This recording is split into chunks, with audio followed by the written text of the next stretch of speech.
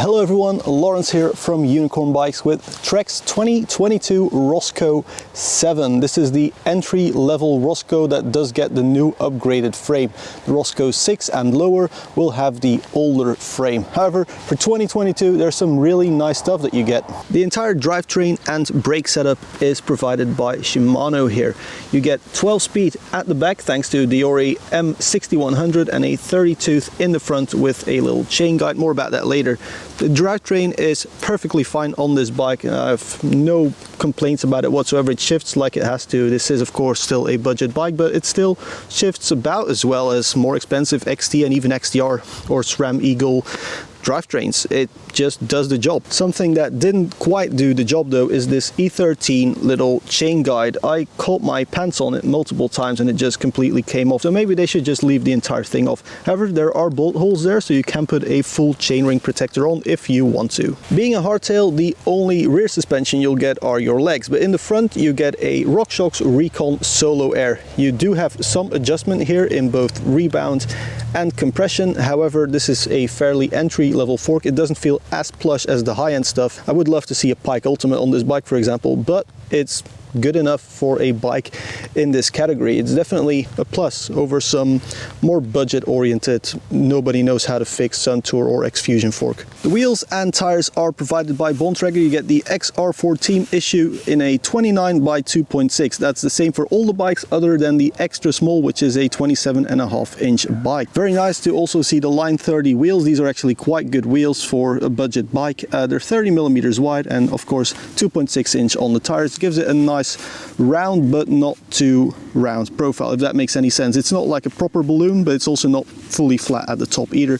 Overall, a very nice wheel and tire combination for a bike at this price point. My test bike here is a size XL, which means you get a 495 millimeter reach and a 500 millimeter seat tube, which kind of limits what you can do with sizing compared to how you want your reach instead of sizing compared to how high you want your saddle up. Maybe Trek should address that and, you know, cut like 5 centimeters off the seat tube. When it comes to dropper travel, the extra large gets about 150 millimeters, but the medium only gets 130. And if you're unfortunate enough to be small and, you know, ride the extra small or small size, you'll only have 100 millimeters of dropper post. So Trek, please just, you know, cut it off. Now, one thing Trek got absolutely right on this frame is just the color scheme in this sort of sunset fade and with the nice blue and the red and the orange, and it's beautiful, especially in real life. It's way better in real life than in pictures.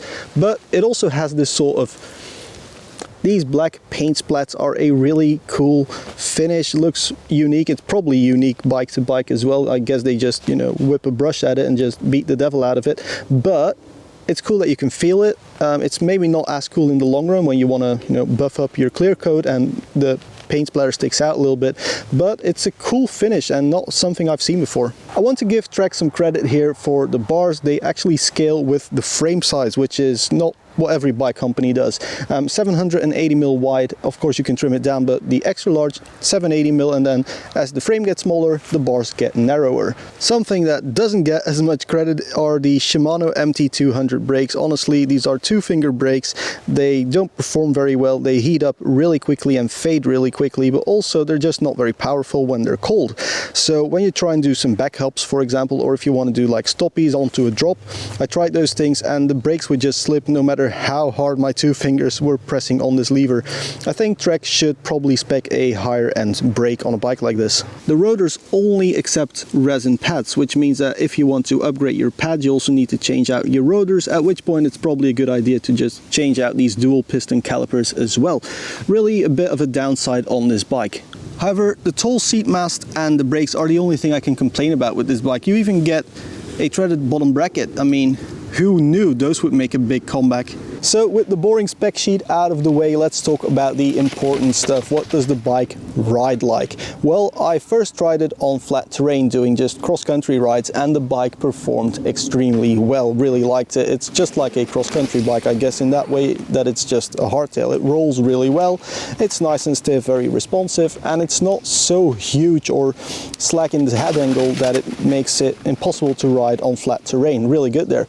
I then took it to a pump track where I had a really good time. It's not like your little pump track bike, it's a big bike and it's fairly heavy as well, but it did okay. It's great fun there as well. I then took it to Bike Park Winterberg, where I did black downhill trails, and I scared the absolute crap out of myself, so please don't take this bike on downhill trails, especially the black stuff. On the blues and the reds it was perfectly fine. I actually had a blast there, just riding this bike in horrible conditions in a bike park. Yeah, great for that. And then I also took it to my local trail center, where I think it just shines. I was so happy with just mellow but slightly rough, like just normal trails. The speed you get, the confidence you get, just the nimbleness, but also the stability from having that massive front end, 495 millimeters on this extra large, combined with, you know, a very short back end, made the bike turn really well. Easy to pick up the wheels when you want them to, easy to place the wheels where you want to, easy to move your weight around, despite the saddle being up a little bit too high for my liking. But the bike is just an absolute blast on like blue and red trails, maybe green stuff as well. It's just so versatile that other than the sort of terrain where you really wouldn't take a hardtail, it just performs really well, and I can only recommend it to basically everyone because of that. All that nimbleness from the back and stability from the front does come at a little bit of a price when you go up a hill. The C-tube is less than 75 degrees effective, which means that when you climb steep stuff with roots, for example, or rocks, the front wheel tends to bounce up and you'll just have to dismount the bike or land on your back. So I wish the C-tube was slightly steeper. Of course you can, you know, make small adjustments by sliding your saddle further forward, but I would like it to be more like a 77, 78 degree seat angle. And so, conclusion time, the 2022 Trek Roscoe 7 is an incredibly versatile and very well priced bike, especially in this current economy. It's ready to go out of the box, but there are a few things like the brakes that kind of need upgrading as quickly as possible. The bike feels at home basically everywhere except for the roughest black downhill trails, which, you know, from a hardtail you wouldn't expect anything else.